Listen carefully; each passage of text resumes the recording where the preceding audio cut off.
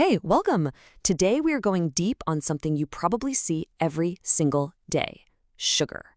But this is more than just a sweetener. It's an incredible story of chemistry, biology, and all of human history, packed into one tiny, perfect crystal. All right, so let's jump right in with a really cool puzzle. Imagine you're in a lab, and in front of you are two white powders. To your eyes, they look completely identical. But one of them is the very definition of sweetness, and the other, it tastes like, well, nothing at all. And here they are, our two mystery powders. On the one hand, you've got sucrose, that's just regular table sugar, and on the other, cellulose, which is basically what makes up the cell walls of plants, wood, paper, that kind of stuff. Now look, they're both made of the same atoms, carbon, hydrogen, and oxygen. So how on earth can one be a delicious treat and the other just flavorless fiber? And that, right there, is the big question, isn't it? How can two molecules, built from the exact same ingredients, give us such completely different experiences? The answer to this actually uncovers one of the most fundamental rules in all of chemistry. And here it is, the big reveal. In the molecular world, shape is everything. It's not just what atoms you have, it's about how they are arranged in 3D space. That shape, that geometry, determines literally everything, from how a crystal is formed to, you guessed it, how it tastes on your tongue. So, to really get a handle on that shape, we've got to go back to the beginning. We have to trace sugar back to where it comes from. And its journey doesn't start in a factory or a lab, but out in a field, inside a pretty amazing plant. You see, sugarcane is basically a master at storing solar power. Through photosynthesis, it takes sunlight and creates two smaller, simpler sugars, glucose and fructose. Then it does something really clever. It links them together to form one stable sucrose molecule. And that chemical bond between them, it's like a tiny rechargeable battery holding on to the sun's energy. So how do we get that one specific molecule out? Well, it's this incredibly precise 5-step chemical engineering dance. First, you crush the cane to get the juice. Then you clarify it, getting rid of all the gunk. You evaporate off the water to make a thick syrup, and then, this is the cool part, you add tiny seed crystals to convince all the other sucrose molecules to line up and form those perfect crystals we know and love. Okay, so now we've got our pure sugar molecule, C₁₂H₂₂O₁.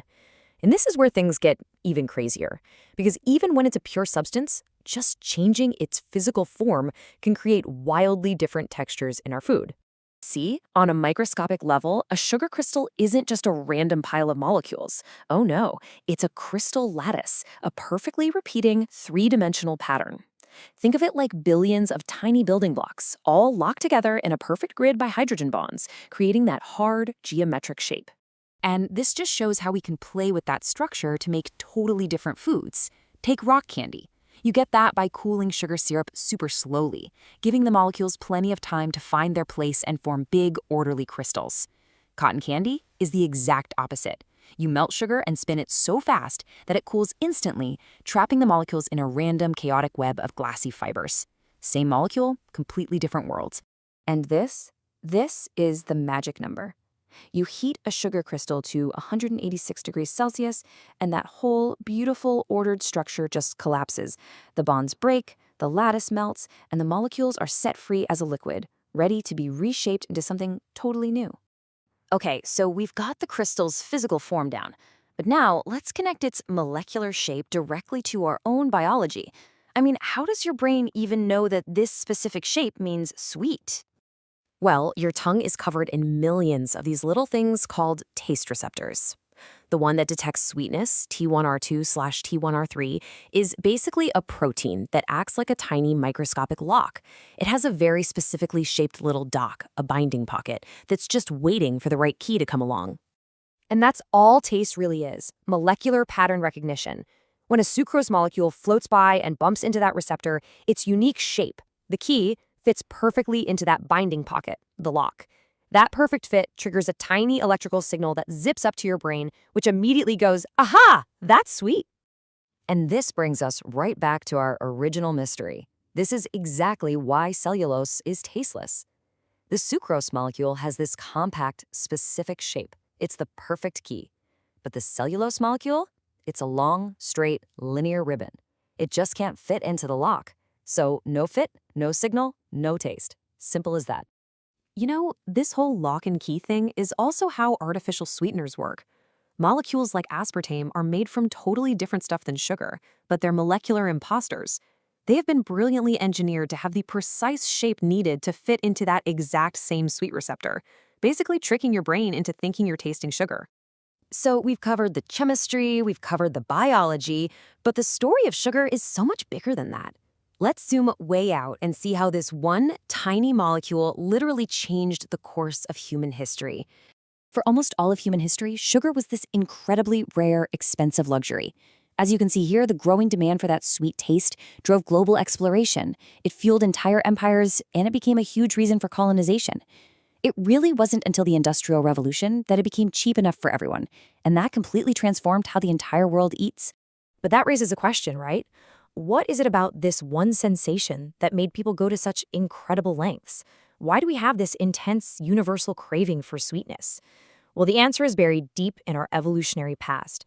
For our ancient ancestors, sweetness was a survival signal. It was nature's way of saying, hey, this is good for you.